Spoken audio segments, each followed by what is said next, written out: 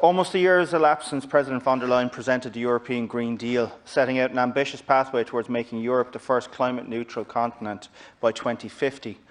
The agenda of this upcoming European Council includes the item that EU leaders will aim to agree a new EU emissions reduction target for 2030.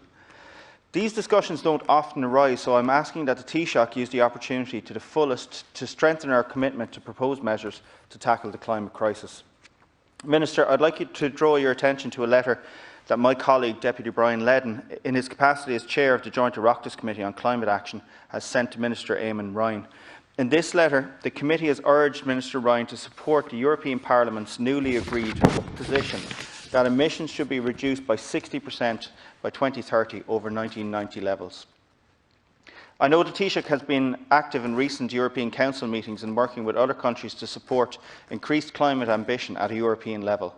While Ireland has been described as a laggard in terms of climate action, we do have a proud record of constructive multilateralism on the international stage. I believe that with the Taoiseach's support, this new government's increased ambition on emissions target can be transposed onto the European stage to effect meaningful change across the continent. I'd like to express my support for the Oireachtas Committee's call for increased ambition, while also acknowledging the challenges it will pose for the community of European nations. I'm under no illusions that a 60% emissions target will be challenging in the extreme. Each additional percentage point of our ambition will be more difficult than the last.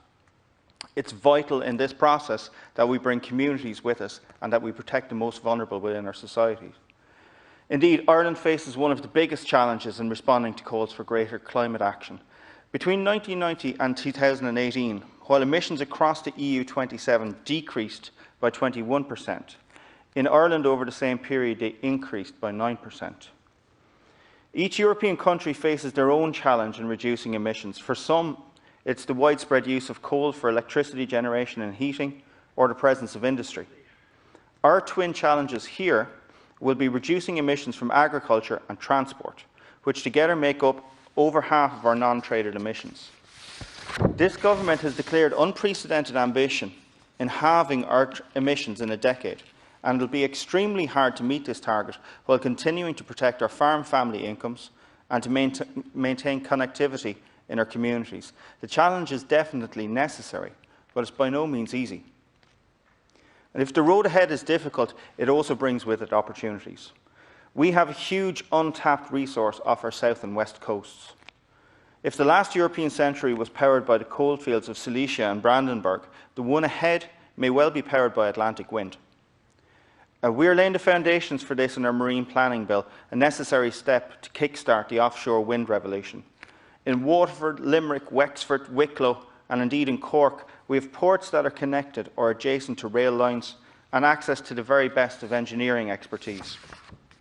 It may well be that our blessing to Europe going forward is go mbeidh an gcaoi go brach ar de chúl.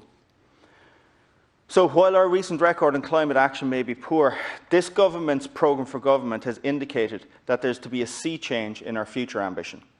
In this context, I would urge that Ireland support the European Parliament's call for a more ambitious 60% reduction in emissions. It will be difficult to get all countries on board. Ambitious emission reduction is hard for Ireland and will be hard for Europe, but it is the right thing to do. It's the right thing for Ireland, for Europe and our planet, and for this generation and for the generations to come. Thank you,